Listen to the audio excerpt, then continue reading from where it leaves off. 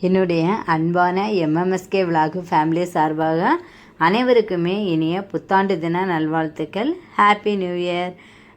2026வது வருஷம் அடியெடுத்து நம்ம வைக்க போகிறோம். வருஷத்தினுடைய முதல் நாள் எல்லாருக்குமே ஒரு தேங்க்ஸ் சொல்லிவிட்டு இந்த வீடியோவை ஷார்ட் பண்ணலான்ட்டு தோணுச்சு.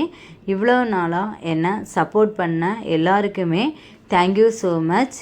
இந்த வருஷத்தில் எல்லோரும் ஆரோக்கியமாக இருக்கணும், மன நிம்மதியோட நிறைய சந்தோஷங்களோட உங்கள் வாழ்க்கை சூப்பராக பர்ஃபெக்டாக அமையணும்னு மனசார ப்ரேயர் பண்ணிக்கிறேன். மறுபடியும் இன்னொரு முறை என்னுடைய யூடியூப் ஃபேமிலிக்கு ஹாப்பி நியூ இயர் சொல்லிக்கிறேன்.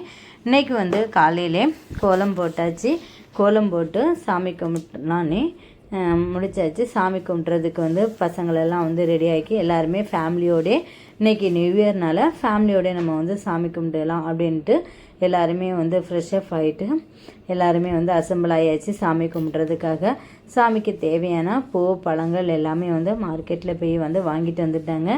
சாமி கும்பிட்டு முடித்ததுமே என்னுடைய பசங்க இன்றைக்கி எங்களுக்கு லக் இருக்குது அப்படின்னு சொல்லிட்டு சொன்னாங்க. என்ன லக்குன்னா அவங்க 2 பேருமே டக்குன்னு காலில் விழுந்துட்டாங்க.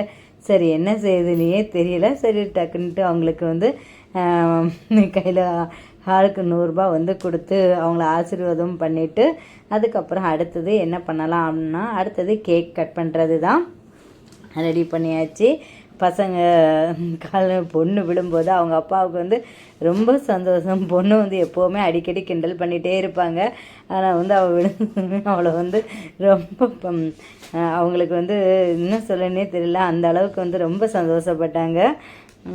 இனி அடுத்தது சாமி கும்பிட்டு முடித்ததுமே நம்ம கேக் கட் பண்ணிடலாம். கேக் நானே வீட்டிலே ப்ரிப்பேர் பண்ணது தான். நான் ப்ரௌனி வீட்டிலே நேற்றே பண்ணி வச்சுட்டேன்.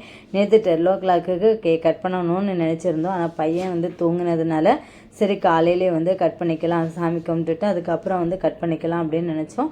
ஸோ அதனால் சாமி கும்பிட்டு முடித்ததுமே கேக் கட் பண்ண ரெடி ஆகியாச்சு. எல்லாமே அனைவருக்குமே ஹாப்பி நியூ இயர். பொண்ணு தான் கேக் கட் பண்ணுவேன்ட்டு ரொம்பவே பிடிவாதமாக இருந்தாங்க. சரி அவங்களே கட் பண்ண விட்டாச்சு. அடுத்தது என்ன பார்த்தீங்கன்னா பிரியாணி. பசங்களுக்கு ரொம்ப பிடிச்சது.